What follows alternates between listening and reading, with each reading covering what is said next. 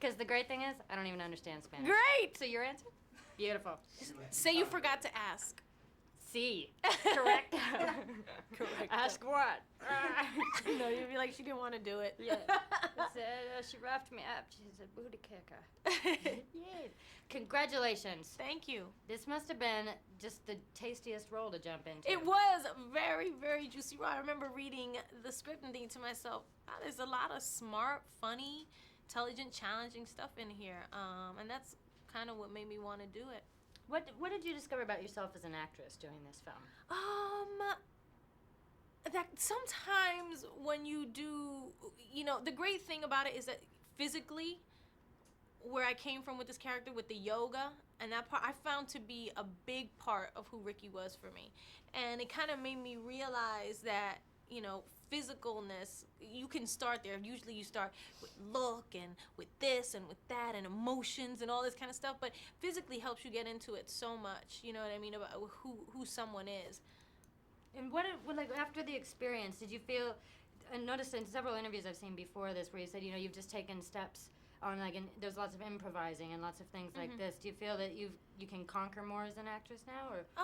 Absolutely. I think with every project I do, I learn a little bit more and get a little bit more free with it. That's the fun part, when you start actually throwing away things that you've learned and know and let go of being so prepared and so everything that you just kind of go, okay, I'm just going to do it. You know what I mean? Because you've done the work already. And it's hard to let go as an actor to kind of not be so controlling over what you're doing and saying and moving and say, you got to just let it happen. Baggage be free. Yes. And this, because of the issues that it deals with, when you have a mentally disabled person and you have the lesbian thing, these are the potentially tricky terrain, but it seemed to cover it in a nice way. Were you nervous at all about, gay protests outside, or?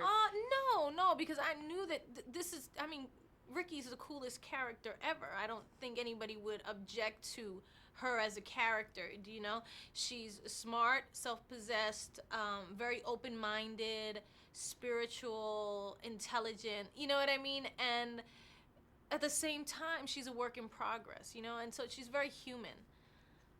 Co-stars? How was it working with him? It was great.